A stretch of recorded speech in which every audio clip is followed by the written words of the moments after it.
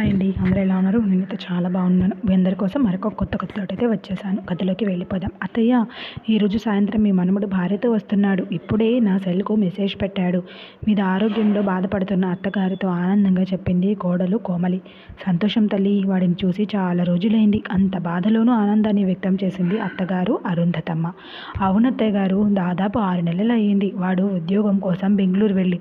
అవునమ్మా, పెళ్ళి అవగానే వెళ్ళిపోయాడు. ముఖంలో సంతోషం కనిపించింది. అవుననుకోండి, వాడు వస్తుంటే సంతోషంగా ఉంది, కానీ మాటలు ఆపేసింది కోమలి. అదేంటమ్మా అలా అంటున్నావు? కానీ అంటే ఏముందత్తయ్యా, మంది 2 గదుల ఫ్లాటు, మీకు మాకు సరిపోతుంది. వాడు భార్యతో వస్తున్నాడు. వాళ్ళు ఉంటాలంటే మనకు ఇబ్బందే, వాళ్ళకు కూడా ఇబ్బందే. సన్నాయి నొక్కులు నొక్కింది కోడలి కోమలి. హాల్లో దివాన్ మీద పడుకుంటాను. వాళ్ళు ఉండేది మహా ఉంటే 10-15 రోజులు. దానికి ఇబ్బంది ఏముంది? 15 కాదు, 10 రోజులే అత్తయ్యా, అంతే. వస్తున్న సంతోషాన్ని అదిమి పెట్టుకుంటూ అదేదో చాలా చిన్న విషయమన్న లెవెల్లో చెప్పింది. నువ్వేమీ దిగులు పడకు, నేను అబ్బాయితో మాట్లాడుతాను. వాడు మీకు కొడుకు, నాకు మనవడు. ఆ మాత్రం సర్దుకోలేనా?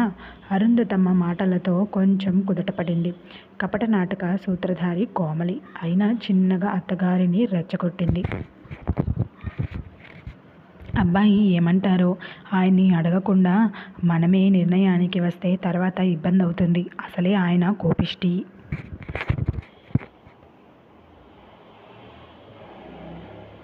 వాడికి నేను సర్ది చెబుతాగా, నువ్వేమీ భయపడకు.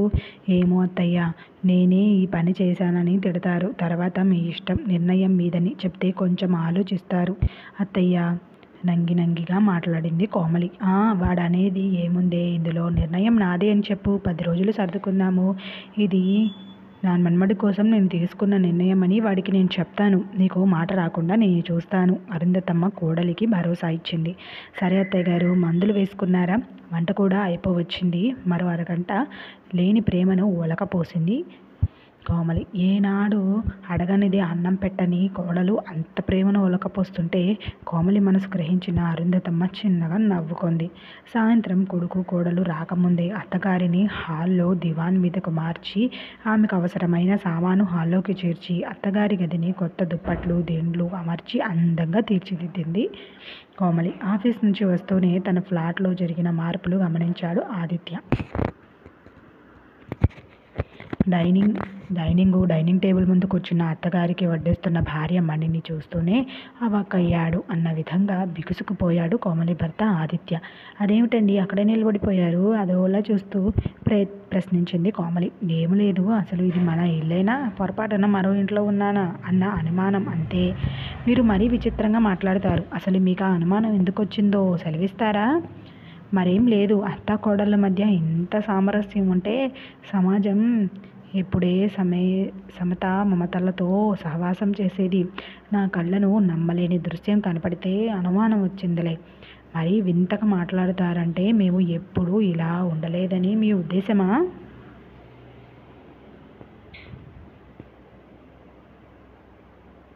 కోర్టులో జడ్జి గారు లాయర్ని నిలదీసినట్లు అడిగింది. అంత వద్దులే, మరీ నాకు పూలు పెట్టాలని చూడకు. అకాల వర్షానికి కూడా కారణం ఉంటుంది. అది అర్థం కాక అంతే సంజాయిషి ఇచ్చాడు ఆదిత్య. అంతేమీ లేదు, రోజు ఇది మాకు మామూలే. చెవులు పూలు పెట్టే కార్యక్రమానికి మరోసారి శ్రీకారం చుట్టింది కోమలి. అవునా? అంటే అత్త కోడళ్ళు ఒకటైపోయారన్నమాట? అన్నమాట కాదు, ఎప్పుడు ఉన్నమాటే. చాలా ఆనందంతో చెప్పింది. నువ్వు ఎక్కడకు కాపురానికి వచ్చి 25 ఏళ్ళు దాటిపోయింది. మరెప్పుడు ఇలాంటి దృశ్యం నాకు అంటపడిందలేదు. అందుకే చిన్న అనుమానం వచ్చి అడిగానులే అన్నాడు ఆదిత్య. మీకు అనుమానాలు రాని రోజు మన చరిత్రలోనే లేదు. కానీ ఎక్కడో కొడతాంది అమ్మా. సామాను హాల్లో ఉంది. అమ్మగది అగరవత్తుల వాసనతో ఘుమఘుమలాడిపోతుంది. అంటే అమ్మగది క్లీన్ చేశావా? దగ్గరలో పండుగలు కూడా లేవే? ఆశ్చర్యంతో అనుమానాన్ని వ్యక్తం చేశాడు. అవును. సారీ కాదండి, ఒక్కసారి ఈ మెసేజ్ చూడండి. తన సెల్ ఫోన్ చూపించింది. అదేదో ఆంధ్రకి ప్రత్యేక హోదా ఇస్తున్నారన్న వార్త లెవెల్లో చెప్పింది.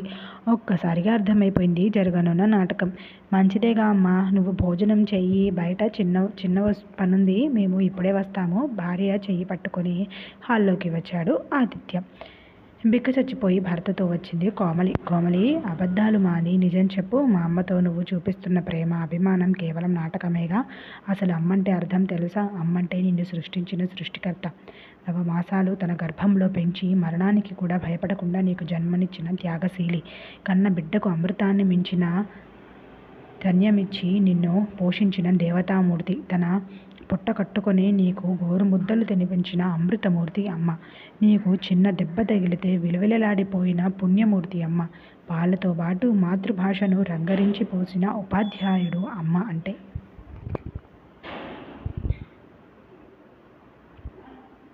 సంస్కృతి, కట్టుబాట్లు, మర్యాద, మన్ననలు నేర్పి మనిషిగా తీర్చిదిద్దిన మాననీయ మహిళ అమ్మ అంటే. అమ్మ గురించి ఎంత చెప్పినా తక్కువే, ఎన్ని చెప్పినా అసంతృప్తే. అటువంటి అమ్మను, దేవతను గుడి వంటి గృహం నుండి వీధి వరండాలోనికి తరలించే ఎంతటి పాపకార్యానికి ఒడిగొడుతున్నావో గమనించావా? నీకు నవ్వుకున్న కొడుకు మీద అంత ప్రేముంటే నన్ను కన్న తల్లి మీద నాకెంత ప్రేమ ఉండాలో ఒక్కసారి ఆలోచించు. మనది 2 బెడ్రూమ్ల ఫ్లాట్. ఒకటి అమ్మది, రెండోది మనది. మరి వాడు భార్యతో ఎక్కడ ఉంటాడు? కన్న కొడుకు కోసం కన్న తల్లిని వీధి పాలు చేయమంటావా? అవునా? నేనెందుకంటాను కాదా? మరి మీ అత్తగారికి నేను కొడుకునన్న విషయం మర్చిపోయి నా ప్రమేయం లేకుండానే మా అమ్మగారిని హాల్లోకి మార్చడానికి ఒప్పించావు. అసలు ఈ ఫ్లాట్ నాన్నగారి స్వార్జితం. నిజానికి మనం అమ్మకి అద్దె ఇచ్చి ఉండాలి. ఇస్తున్నామా అంటే లేదు. ఆ అమ్మ దయతో ఉంటున్నాము. అటువంటి అమ్మను హాల్లో పడుకోబెట్టమని అనుకున్నావా? అసలు నీకు బుద్ధుందా? ఆ గదిలో అటాచ్డ్ బాత్రూమ్ ఉంది కాబట్టి అంత సియసలోనూ ఎవరి పాయము అక్కర్లేకుండా బ్రతుకుతుంది. అదే హాల్లో అంటే అమ్మ బాత్రూమ్కి ఎక్కడ వెళ్తారు? బట్టలు ఎలా మార్చుకుంటారు? హాల్లో తమరి సీరియల్ గ్యాంగ్ 11 గంటల నుండి హాలు చేసేస్తారు. అమ్మకు అసలే అనారోగ్యం, విశ్రాంతి అవసరం. అర్థమైందా? ఇంకా వివరించాలా? పోనీ ఈ 10 రోజులు మీ అమ్మగారి దగ్గరికి వెళ్ళు. నేను పుట్టింటికి వెళ్ళాలా? అలా అనటానికి మీకు నోరెలా వచ్చింది? నిన్ను పుట్టింటికి వెళ్ళమనడానికి మీకు నోరెలా వచ్చిందని అడిగావు. మరి అత్తగారిని హాల్లో పడుకోమనడానికి తమరికి మనసెలా వచ్చిందో? కొడుకు కోసం 10 రోజులు త్యాగం చేయలేని నీకు మా అమ్మ చేసిన త్యాగం ఎలా అర్థమవుతుంది? నేను కాలేజీ వయసులో రాకముందే నాన్నగారు చనిపోతే ఆయన స్థానంలో తను ఉండి అష్టకష్టాలు పడి నన్ను చదివించింది. దాదాపు 15 సంవత్సరాలు ఆ గదిలో బందీగా ఉన్న ఆ తల్లిని బయట పడుకోబెడతావా? నువ్వసలు మనిషివేనా అని కోపంగా అడిగాడు ఆదిత్య. నన్ను ఆడిపోసుకోకండి. అత్తగారే హాల్లో పడుకుంటాను అన్నారు. మూర్ఖుడు కాదు నీ భర్త. ఈ విషయం ఆమె ముందు ఎందుకు పెట్టావు? నేను వచ్చేదాకా ఆగలేకపోయావు. ఎందుకంటే నా ముందు లేనిపోని ప్రేమలు ఒలకపోయలేవు. అవునా? డైనింగ్ టేబుల్ ముందు నీ మహానటి అభినయాన్ని చూడగానే తేడా కొట్టింది. సిగ్గుతో తల వాల్చేసింది కోమలి. ముందు లోపలికి వెళ్ళు. అత్తగారి కాళ్ళు పట్టుకుంటావో తప్పైందని చెప్పి చెంపలు వేసుకుంటావు. నీ ఇష్టం. అమ్మని తన గదిలో చేర్చి హాల్లో పెట్టిన సామాను తిరిగి తన గదిలో పెట్టు. కొడుకు కోడలు వస్తే వాళ్ళ విషయం నేను చూసుకుంటాను. అమ్మ భోజనం చేయడం అయిపోయి ఉంటుంది. ముందు పరిగెత్తు. తానెంతో ప్రజ్ఞంగా అత్తగారిని కాకాపట్టి వేసుకున్న ప్లాన్ తలక్రిందులు కావడంతో పిచ్చి పట్టిన దానిలా బిత్తరపోయింది కోమలి. 25 సంవత్సరాల కొడుకు, 75 వర్షాల అత్తమ్మ. అమ్మంటే అనుబంధం, తరగని మమతల ఆస్తి. అటువంటి అమ్మను కష్టపెట్టి పాపం మూట కట్టుకోలేను.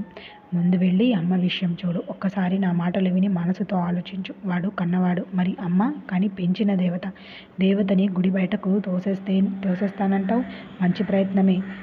రేపో మాపో పోనీ అనుకును వయస్సు అయిపోతుంది. నువ్వు కూడా అమ్మ పరిస్థితిలో ఉంటావో అంతకన్నా ఘోరమైన పరిస్థితిలో ఉంటావో చూసుకోవడానికి నేను ఉన్నాను. నేను బ్రతికి ఉన్నంత వరకు నేను నిన్ను చూసుకుంటాను. తర్వాత మరి నిన్ను చూసుకోవడానికి నీ కొడుకు ఉంటే సంతోషం. కానీ వాడు ఉద్యోగరీత్యా ఎక్కడో ఉంటున్నాడు అంటే అది సాధ్యం కాని విషయం. అవునా? మరి నన్ను ఇప్పుడే భయపెట్టి చంపకండి. ఏదో కొడుకు వస్తున్నాడనే సంతోషంలో చిన్న పొరపాటు చేశాను. అది పొరపాటు కాదు, తీరని ద్రోహం. నీ కొడుకును నీకంటే ప్రేమగా మా అమ్మ పెంచింది. మర్చిపోయావా? గుర్తుందా? అటువంటి మా అమ్మ కొడుకు ప్రేమ మందు అంటరానిదైపోయిందా? బయటకు సాగనంపకుండా కనీసం హాల్లో ఉండమన్నావు, సంతోషం. కనీసం నీ కొడుక్కి బుద్ధుంటే, వాడిలో మానవత్వం ఉంటే, అల్లారు ముద్దుగా పెంచిన నానమ్మ బయట బాధపడుతుంటే వాడు ఆ గదిలో భార్యతో ఉండలేడు. అయినా ఈ కాలంలో మమత మానవత్వాలు చిరునామా కోల్పోయి చాలా కాలం అయ్యింది. ఇంకా బ్రతికి ఉన్నాడనుకోవటం మనల్ని మనం వంచన చేసుకోవడమే. భర్త మాటల్ని ధరించలేనట్లుగా విసవిస లోపలికి వెళ్ళిపోయింది కోమలి. తన మాటలు మర్చిపోలేదని, ఏదో ఒక నిర్ణయం తీసుకుంటుందని భార్య మనస్తత్వం తెలిసిన ఆదిత్య సరే జరిగేది జరగక మానదు అనుకున్నాడు. చిన్న హ్యాండ్ బ్యాగ్లో తలుపు తోసుకొని వస్తున్న కూతురు కోమలిని చూస్తూనే ఒక ఫోన్ కూడా చెయ్యకుండా ఊడిపడ్డావు. ఆదిత్య రాలేదా? కూతుర్ని సూటిగా చూస్తూ అడిగింది కోమలి తల్లి కమలాదేవి. అంటే వచ్చిన కూతురు కనిపించడం లేదు కానీ రాని అల్లుడు కావాల్సి వచ్చానన్నమాట. అదేమిటి అలా అంటావు? ఆదిత్య లేకుండా నువ్వు ఒక్కదానివే వస్తావని కలగన్నానా? అంటే నేను రాకూడదన్నమాట. నువ్వెలా అనుకున్న ఇబ్బంది ఏది లేదు కానీ ఆదిత్య ఎందుకు రాలేదని అడుగుతున్నాం. ఆయనే అడుగు, మధ్యలో నేనెందుకు? సరే అడుగుతాను కానీ ఇంత హఠాత్తుగా వచ్చావు, కారణం అడగవచ్చా? కారణం చెప్పకపోతే లోపలికి రానియవా? అంత మాట నేను ఎందుకు అంటాను? ఇది నీ పుట్టిల్లు, ఎప్పుడైనా కావచ్చు, ఎప్పుడైనా పోవచ్చు.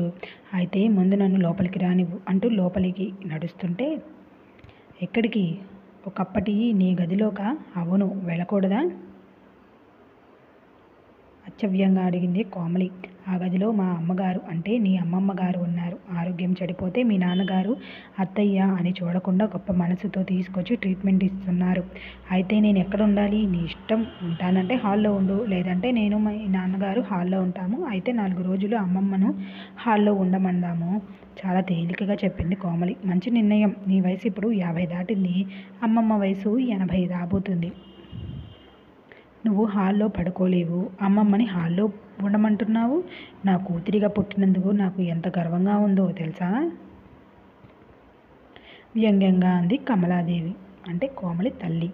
అంటే నీ కూతురు నీ కళ్ళకు చెడ్డదైపోయిందన్నమాట. అక్కసు కక్కేసింది కోమలి. నేనేమి అనకుండానే గింజుకుంటున్నావు. వయసు పెరిగింది కానీ బుద్ధి పెరగలేదని అర్థమవుతుంది.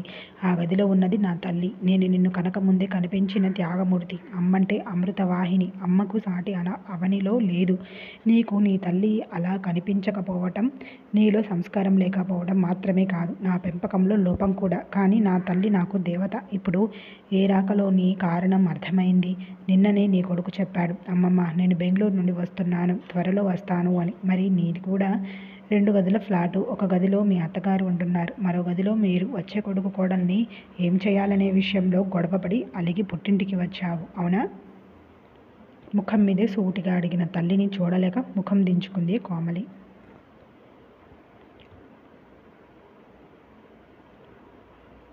నువ్వేమీ తలదించుకోవాల్సిన పని లేదు.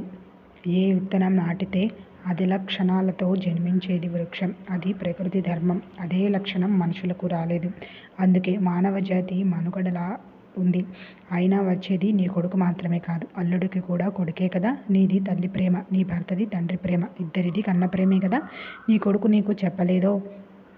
ఫోన్ మర్చిపోయి వచ్చావు, నాకు తెలియదు. వాడు చెప్పాడు, నాన్నగారు నానమ్మకు ఇబ్బంది లేకుండా మీ బిల్డింగ్లోనే ఖాళీగా ఉన్న ఫ్లాట్ అద్దెకి తీసుకుని నీ కొడుకు కోడల్ని ఉంచారట. ఆలోచించు. నా దగ్గర ఉంటున్నంటే మీ నాన్న నేను హాల్లో ఉంటాము. నువ్వు మా గదిలో ఉండు, లేదంటే తిన్నగా ఇంటికెళ్ళి చేసిన తప్పుకు కాళ్ళు పట్టుకుంటావో క్షమాపణలు కోరుకుంటావో నీ ఇష్టం. ఇల్లు దగ్గరే కాబట్టి ఇప్పుడే బయలుదేరు. అంటే నేను వెళ్ళమని చెప్పడం లేదు. మీ నాన్నగారు వస్తే సంజాయిషి ఇచ్చుకోవాలి. సలహా నాది, ఆచరణ నీది. తల్లి మాటలు మెత్తటి చెప్పుతో కొట్టిన ఫీలింగ్ కలిగిస్తూ తిన్నగా లోపలికి నడిచి మంచం మీద నిద్రలో ఉన్న అమ్మమ్మ పాదాలకు నమస్కరించి తల్లితో చెప్పే ధైర్యం లేక విసవిసమంటూ మెట్లు దిగేసింది కోమలి. అర్ధరాత్రి ఆటోలో వచ్చి ఫ్లాట్ మెట్లు ఎక్కి లోపల వచ్చిన కోమలి ఎదురుగా కనిపించిన దృశ్యం చూస్తూ బిక్క చచ్చిపోయి నిలబడిపోయింది. ఇంటిలో నుండి వినిపించిన సందడి చూసి నివ్వెరపోయింది. తన అత్తగారి చుట్టూ చేరి నవ్వుల పువ్వులు కురిపించేస్తూ మరో లోకంలో ఉన్నారు భర్త ఆదిత్య, కొడుకు సూర్య, కోడలి పిల్ల అత్తగారు. అత్తగారు తన ఆరోగ్యాన్ని మర్చిపోయినట్లు ఆనందంగా కబుర్లు చెప్తోంది. కోడలు రాకను గమనించి, అమ్మారా అక్కడే నిలబడిపోయావు? ఆదిత్యను నీ గురించి అడిగితే ముద్దుల కొడుకు కోడలితో మొదటిసారి వస్తున్నాడు, వాడికి ఇష్టమైన పిండి వంటలు చేయించడానికి నీ ఫ్రెండ్ ఇంటికి వెళ్ళావని చెప్పాడు. ఏమేమి చేయించావేమిటి? అత్తగారి ప్రశ్నతో చిత్తరపోయింది కోమలి. అత్తయ్య, అవన్నీ తర్వాత చెప్తాను.